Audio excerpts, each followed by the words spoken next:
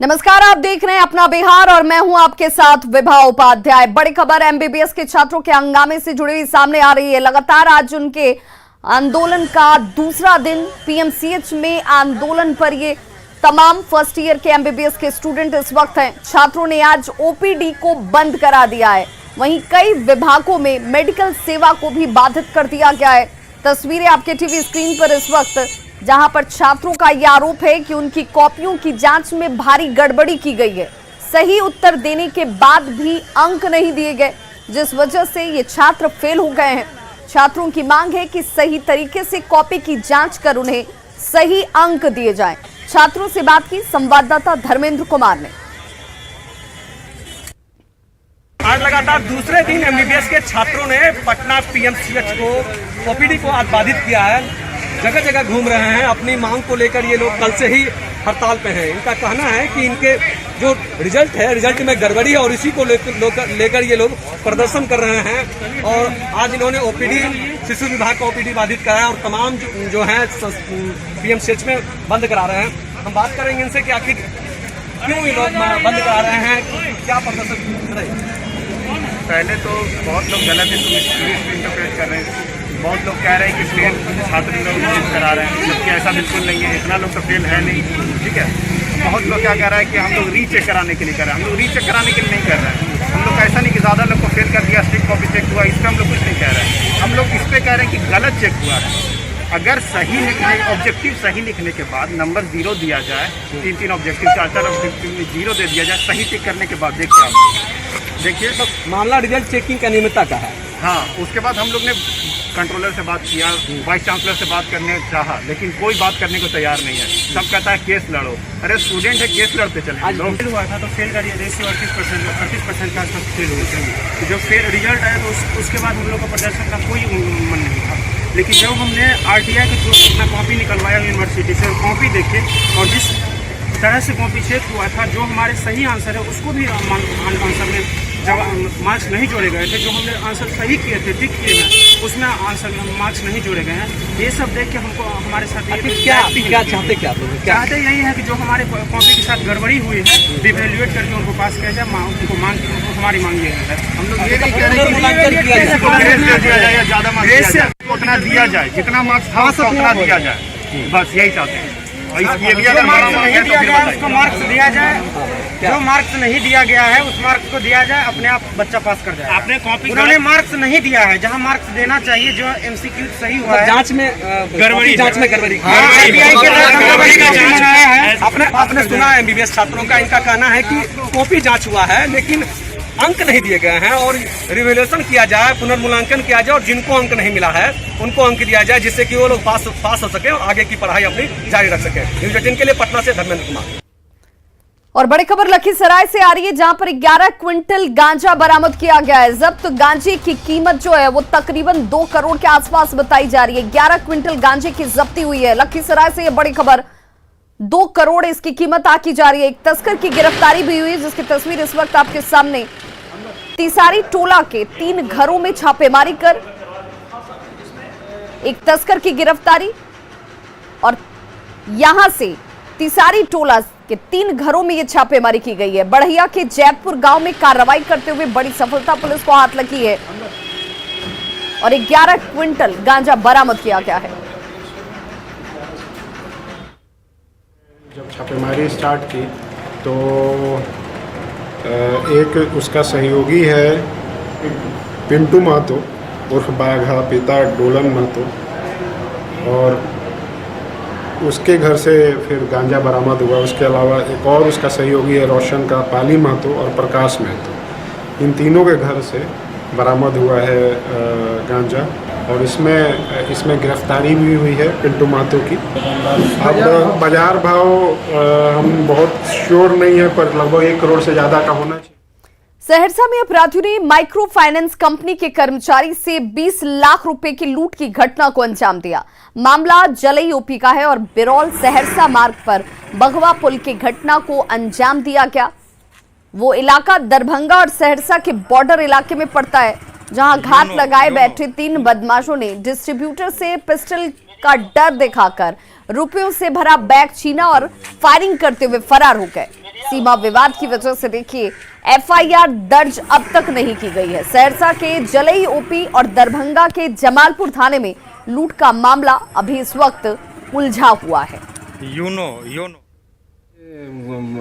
भगवा चौक पर जैसे हम उतरे बस से, पीछे से जो बाइक से आया और मेरे 2 आदमी उतरा, फायरिंग किया और बैग लेके फरार हो गया। उसके बाद ग्रामीण जो है सो 2 आदमी पीछा करने के बाद जो है सो आधा घंटा के बाद इन्फॉर्मेशन देता है कि क्रिमिनल जो है ढांगा गांव घुसा है।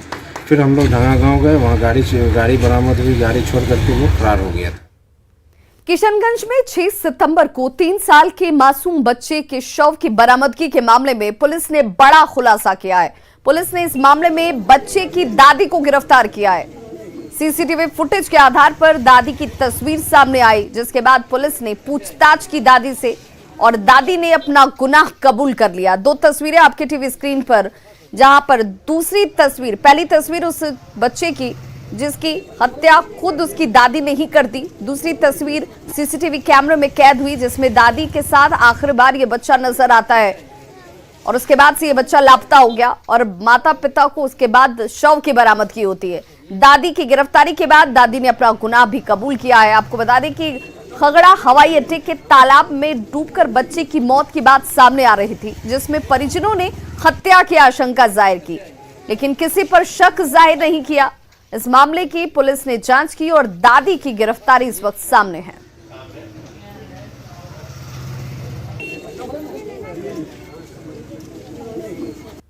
खगड़ा में पिछले 3 दिन पहले एक बच्चे के गायब होने की सूचना आई थी। उसके बाद फिर उसकी छानबीन हुई तो जो बच्चा था वो अपने घर से करीब 1 किलोमीटर दूर मृत पाया गया, जिसके बाद शिनाख्त की गई है और उसमें घर वालों ने बच्चे की दादी पर ही शक जताया है और जो सीसीटीवी फुटेज और वैज्ञानिक अनुसंधान किया गया उसके आधार पर उसकी दादी की गिरफ्तारी हो चुकी है और आगे इसमें हम लोग छानबीन।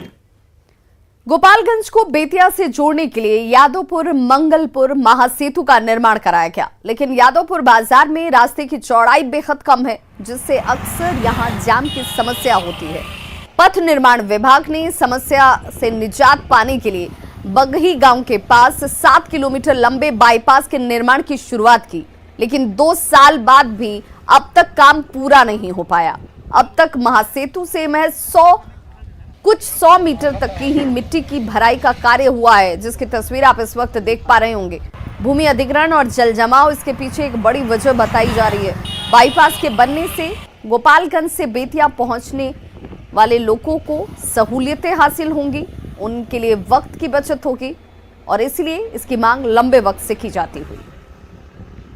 गोपालगंज को बेतिया से जोड़ने के लिए जादवपुर मंगलपुर महासेतु का निर्माण कराया गया था और अभी हम जादवपुर मंगलपुर महासेतु के पास हैं और इस महासेतु की सबसे बड़ी समस्या थी कि इससे जो लोग बेतिया से गोपालगंज तक जाते थे उन्हें जादवपुर बाजार में काफ़ी जाम का सामना करना पड़ता था, जिसकी वजह से यह जो महासेतु है और जो ये सड़क था ये रफ्तार नहीं पकड़ सकी। इससे निजात पाने के लिए, जाम की समस्या से निजात पाने के लिए देखिए यहाँ पर 6-7 किलोमीटर लंबा बाईपास का निर्माण कराना है, जो कि इस ओवर ब्रिज से, इस मेगा ब्रिज से लेकर बगही गांव तक करीब 7 किलोमीटर की दूरी है। वहाँ पर ये निर्माण हो जाएगा बाईपास का, तब लोगों को जादवपुर बाजार में जो भीषण जो जाम की समस्या उससे निजात मिल जाएगी और सड़क गाड़ियाँ जो है गोपालगंज जिला मुख्यालय तक पहुँच सकती हैं। लेकिन देखें यहाँ पर कि जो भूमि अधिग्रहण का मामला है वो कुछ मामला पेंडिंग में है और इसके साथ साथ जल जमाव एक बहुत बड़ी समस्या है, जिसकी वजह से जो ये बाईपास का जो निर्माण कार्य है वो पिछले कई महीने से ठप पड़ा हुआ है। और इस महासेतु का जो ये अप्रोच रोड है जिसे बाईपास कहा जाएगा, तो इसके पूरा हो जाने से लोगों को जाम से निजात मिलती है, लेकिन अभी तक जो है यह अधूरा काम है। इसकी वजह से लोगों को अभी भी उसी पुरानी सड़क का इस्तेमाल करना पड़ेगा। ये जादवपुर मंगलपुर जोड़ने वाली जो है सड़क, उसी को बाईपास निकाला गया है, जो कि जादवपुर बाजार में जो भीड़ भाड़ रहता है और जो गांव एरिया पड़ता है उससे बाईपास से निकल के जाएगा लोगों को सुविधा के लिए। लेकिन ये 2 साल से इसमें काम लगा हुआ है और अभी भी देखिए कितना, हमको लगता है 10% भी काम नहीं हुआ है। देखिए मुझे लगता है कि जो जमीन अधिग्रहण है उसका कुछ क्लियर नहीं हुआ है, इसके वजह से रुका हुआ है।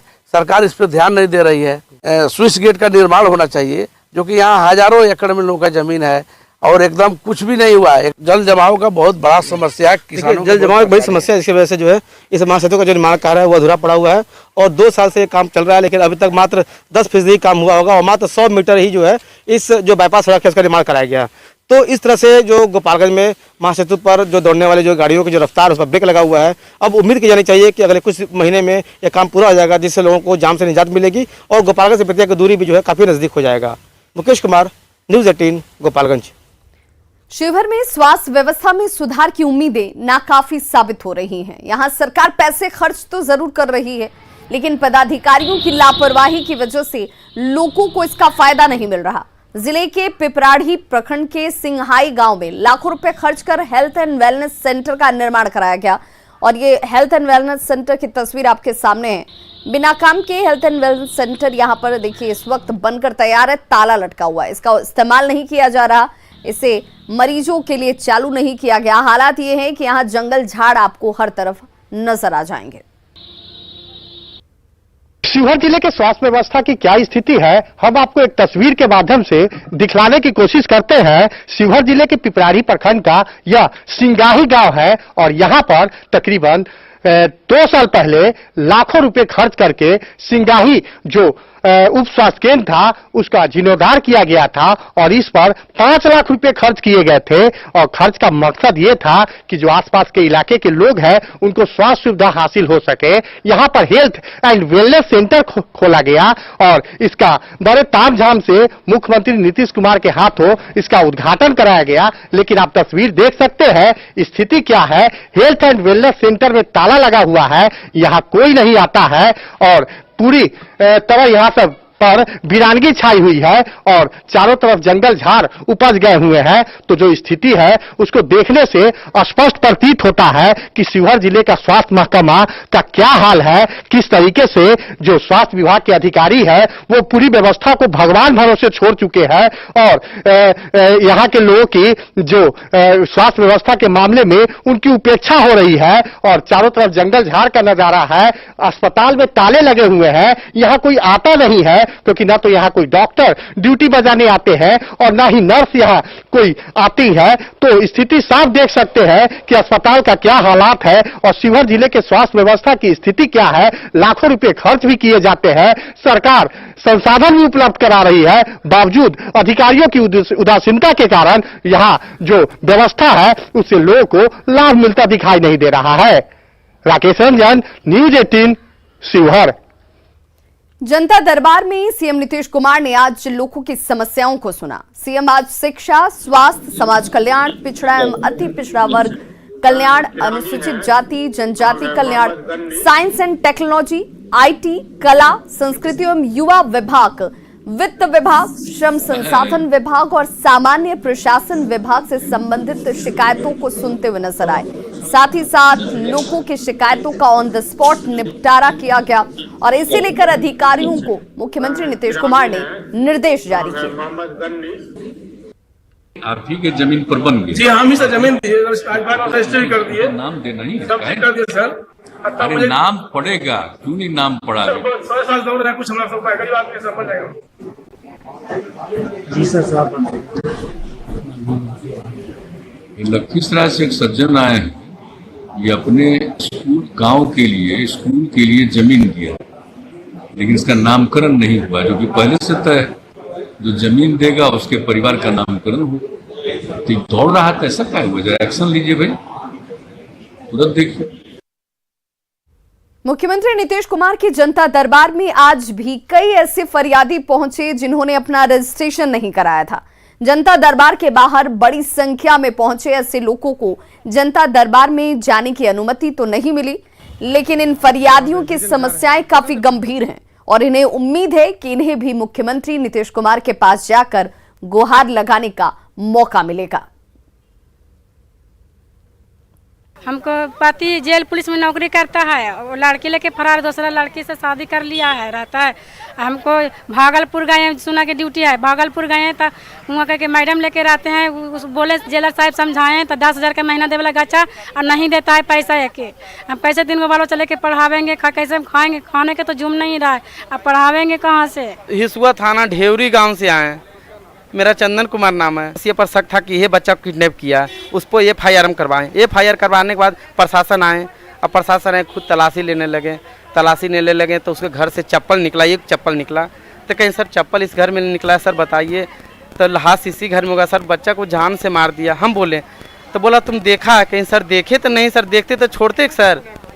एक घर ऐसी पड़ोसी में लड़ाई झगड़ा नहीं होता है सर, पानी उनी का, उसको पानी घर से लेते थे सर, तो इसी घर से लड़ाई हो गया था लेडीज़ लोग में, तो बोला कि 10 दिन के तुम्हारा बच्चा किडनैप कर लेंगे। जेडीयू संसदीय बोर्ड के अध्यक्ष उपेंद्र कुशवाहा आशीर्वाद यात्रा के तहत सीमांचल इलाके में हैं और इस दौरान कटिहार में उन्होंने मीडिया से बात करते हुए कहा कि नीतीश राज में अल्पसंख्यक पूरी तरह से सुरक्षित हैं। वहीं यूपी में चुनाव लड़ने की बात पर उन्होंने कहा कि उनका मकसद पार्टी को राष्ट्रीय तौर पर स्थापित करना है, इसलिए वहां उनकी पार्टी चुनाव लड़ेगी।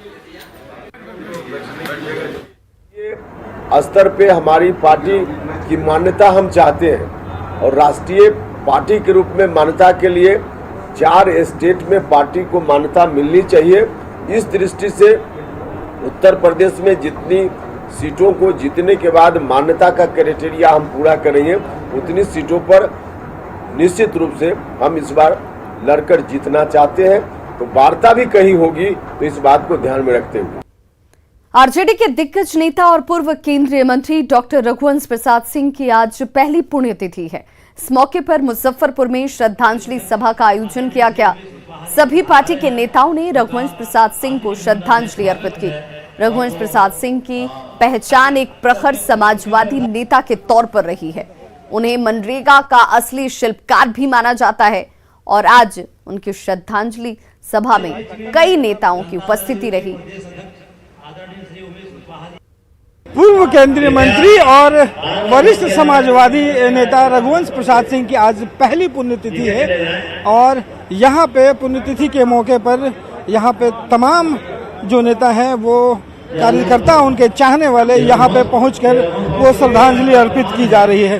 आपको बता दो कि आजीवन रघुवंश बाबू जो है वो आरजेडी में रहे और समाजवादी और अपनी सहजता और उनकी जो स्वभाव है उनके कारण जो है वो उनकी ख्याति रही और केंद्रीय मंत्री रहते हुए उन्होंने मनरेगा जैसे बड़े योजनाओं को सफल बनाया और आज उनकी जो प्रथम पुण्यतिथि है और इस तिथि पे आप देखिए कि जो जदयू के प्रदेश अध्यक्ष हैं वो नीरज कुमार, तमाम लोग जो है यहाँ पहुँच करके श्रद्धांजलि अर्पित कर रहे हैं और यहाँ पे जब आज रघुवंश बाबू की पहली पुण्यतिथि है, जिस ढंग से उन्होंने जिया और आज बिल्कुल रघुवंश बाबू हमारे अभिभावक तुल थे और उनके आज प्रथम पुण्यतिथि के अवसर पर हम लोग उपस्थित हुए हैं। मेरा सौभाग्य की बात है कि हमें उनके श्रद्धा सुमन अर्पित करने का मौका सौभाग्य प्राप्त हो रहा है और उन्होंने जो काम किया है, कीर्तिमान स्थापित किया है, वो भुलाया नहीं जा सकता है। उनकी जो क्षति हुई जो वो बिहार की राजनीति में एक बहुत बड़ा कमी है। बिहार सरकार को अंतिम दिनों में मुख्यमंत्री जी को पत्र लिखा था, कई मांगे उन्होंने रखी थी, खास करके सबसे बड़ी मांग थी कि वैशाली में 15 अगस्त 26 जनवरी को झंडा जरूर फहराया जाए। ये मांग पूरी नहीं हुई कि दिवंगत रघुवंश बाबू के प्रति जो सम्मान का भाव और आदर का भाव, उनका जो जीवन वृत्त है वह निश्चित रूप से अनुकरणीय है और माननीय मुख्यमंत्री नीतीश कुमार जी जो उनके प्रति सम्मान का भाव, अभी कोविड की चुनौती है, बहुत सारी चुनौतियां हैं, लेकिन उनके पुत्र सत्यप्रकाश जी हमारे बगल में हैं। आप स्वाभाविक रूप से देखते होंगे कि जो उनकी उदारशीलता थी, जो शब्दावली उनका है क्षमा, 33 शब्द उनके पूरे व्यक्तित्व को चरितार्थ करता है। इसलिए आप निश्चित रूप से ये भरोसा मैं बिहार की जनता ने देश की जनता को देना चाहता हूँ कि समाजवादी आंदोलन के वो आइकॉन हैं, उनके पुत्र हमारे साथ खड़े हैं, तो निश्चित रूप से उनके जो भी अरमान हैं, वो जो भी सक्षम नीतियां हैं, उन नीतियों के आधार पर सरकार जरूर उस पर लगातार संवेदनशील है। सरकार के नामुमंदे हैं और इनका मानना है, आश्वासन मिला है कि जो भी मांगे नीतीश कुमार के चिट्ठी के रूप में रघुवंश बाबू ने लिखी थी वो मांगे पूरी होगी और इसकी पूरी कोशिश की जा रही है। कैमरा पर्सन अजय दुबे के साथ रविश नारायण, न्यूज़ 18 पटना। 14 सितंबर को हिंदी दिवस मनाया जाता है। हिंदी हमारी मातृभाषा है। ये हमारी जिम्मेदारी है कि हम हिंदी के प्रति अपने दायित्वों को निभाएं, अपनी मातृभाषा के सम्मान को बढ़ाने के लिए सदैव तैयार रहें। इसी सोच से प्रेरित होकर न्यूज़ 18 आप सभी के लिए लाया है एक दिलचस्प कॉन्टेस्ट जिसका नाम है हिंदी के सम्राट। इस कॉन्टेस्ट में भाग लेना बेहद आसान है। 8506018018 नंबर पर आपको करना है सिर्फ एक मिस कॉल। चुने जाने वाले प्रतियोगी को मिलेगा न्यूज 18 की टीम से बात करने का मौका। हम आपको कॉल करेंगे और पूछेंगे हिंदी से जुड़ा कोई सवाल। अगर आपने इसका सही जवाब दिया तो आप बन सकते हैं हिंदी के सम्राट।